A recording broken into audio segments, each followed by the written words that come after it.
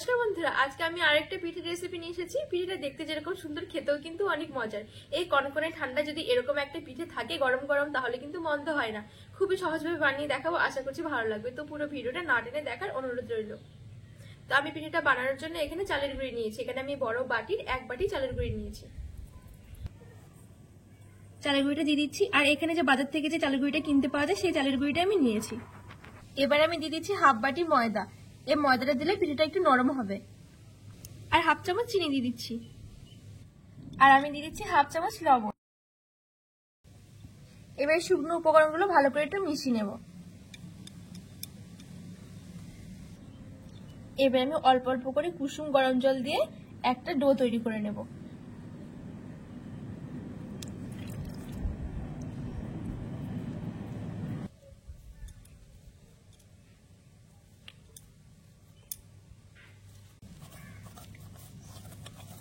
সুন্দর করে আমি ডোটা মেখে নিয়েছি।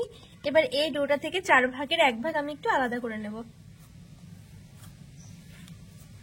এই যে আমি একটু আলাদা করে নিয়েছি। আর এই বড় ডোটাকে আমি এক সাইডে রেখে দেব। এবার এই ছোট ডোটার মধ্যে আমি একদম 2 ফোঁটা মতন একটুখানি কালার দিয়ে দিচ্ছি। এখানে যে কোনো কালার দিলে হবে। আর যদি মনে করেন যে কালার দেবে না, সেটাও স্কিপ করতে পারবেন। একটু ভালো করে মেখে নেব। এই ডোটাও আমি কালার দিয়ে ভালো করে মেখে নিয়েছি। এবার এখান থেকে একদম অল্প অল্প করে চালের গুঁড়ির ডোটা নিয়ে একটু মার্বেলের মতন করে নেব, ছোট ছোট গোল গোল করে। এই যে এরকম করে আমি সবগুলো বানিয়ে নেব।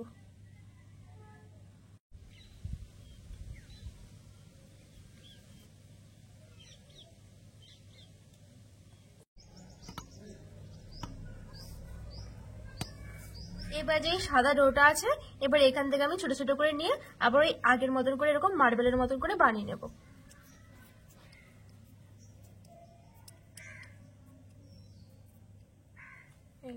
এরকম করে সবগুলো আমি বানিয়ে নেব।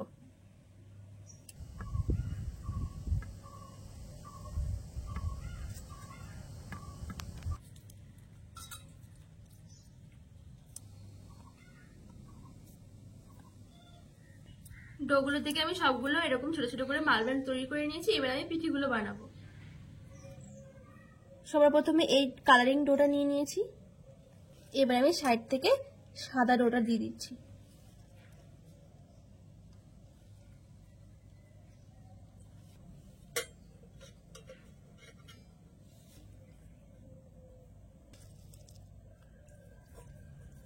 এই সাদা ডোগুলো আমি 6টা দিয়েছি। এবার হালকা করে এরকম করে একটু চেপে দেব, যাতে করে একটার গায়ের সাথে একটা লেগে যায়। একটু চ্যাপটা করে নিচ্ছি। এখানে কিন্তু আমার একটা পিঠে হয়ে গেছে। এই যে কত সুন্দর লাগছে দেখুন পিঠেটা। এরকম করে আমি সবগুলো বানিয়ে নেব। আরেকটা পিঠে আমি বানিয়ে দেখিয়ে দিচ্ছি। সবার প্রথমে এই কালারের ডোটা নিয়ে নিয়েছি।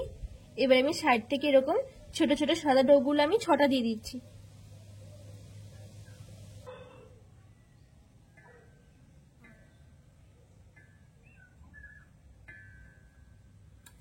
হালকাতে একটু সাইড থেকে একটু চেপে দেবো, যাতে করে একটার সাথে একটা লেগে যায়। এবার উপর থেকে হালকা করে একটু চ্যাপটা করে দিচ্ছি।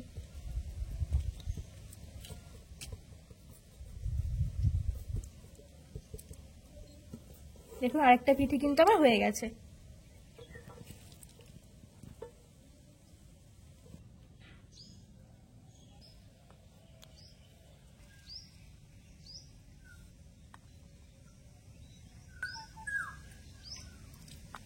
সব পিঠেগুলো আমি বানিয়ে নিয়েছি। আর এখানে আমার এই কালারগুলো একটু বেশি হয়েছিল, সেই জন্য আমি এখানে মাঝখানে দিয়ে চারপাশে কালারগুলো দিয়ে একটা ফুল বানিয়ে নিয়েছি।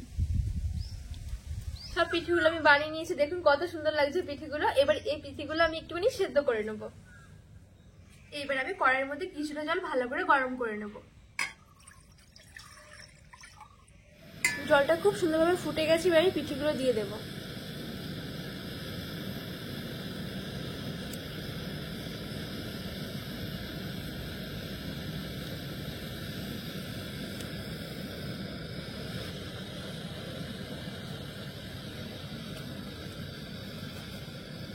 এবারে 5 মিনিটের মতন একটু সেদ্ধ করে নেব।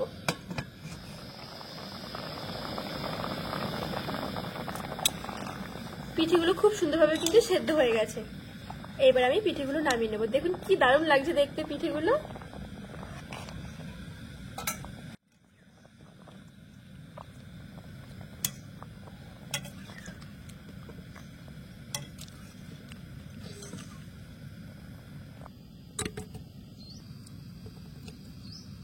এবার আমি এখানে 500 ml এর মতন দুধ নিয়েছি, তো দুধটাকে ঢেলে একটু জাল করে নেব।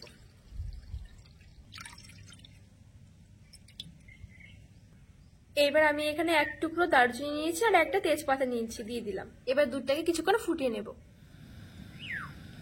দুধটা খুব সুন্দরভাবে ফুটে গেছে। এবার আমি দিয়ে দেবো চিনি। এবার আমি দিয়ে দেবো 1/2 কাপের মতন চিনি। চিনিটা একটু ভালো করে গলিয়ে নেব। চিনিটা খুব সুন্দরভাবে গলে গেছে। এবার আমি পিঠেগুলো দিয়ে দেবো। আর এখানে কিন্তু দুধটা বেশি ঘন করা যাবে না, তাহলে পরে আবার পিঠের ভেতরে কিন্তু এই দুধটা কিন্তু ঢুকবে না। এবার পিঠেগুলো দিয়ে দিচ্ছি।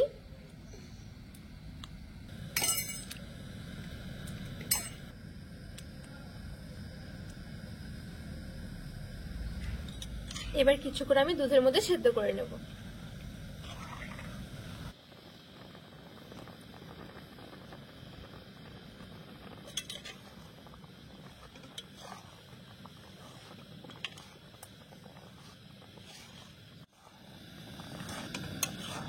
কি দারুণ লাগছে দেখতে, দেখুন একবার।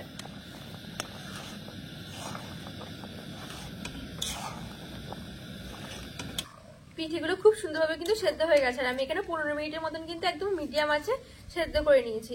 আর দুধটাও কিন্তু অনেকটা ঘন হয়ে গেছে। এবার আমি পিঠেগুলো নামিয়ে নেব।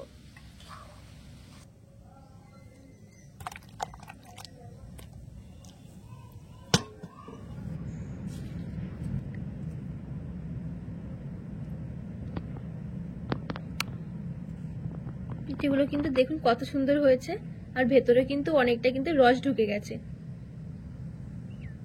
পিঠেগুলো কিন্তু আমার বানানো হয়ে গেছে, আর খুব সুন্দর হয় পিঠেগুলো খেতে। আর বিশেষ করে কিন্তু গরম গরম এই পিঠেগুলো অনেক ভালো লাগে খেতে। আশা করছি রেসিপিটি ভালো লেগেছে। ভালো লাগলে অবশ্যই চ্যানেলটিকে সাবস্ক্রাইব করে পাশে থাকার অনুরোধ রইল।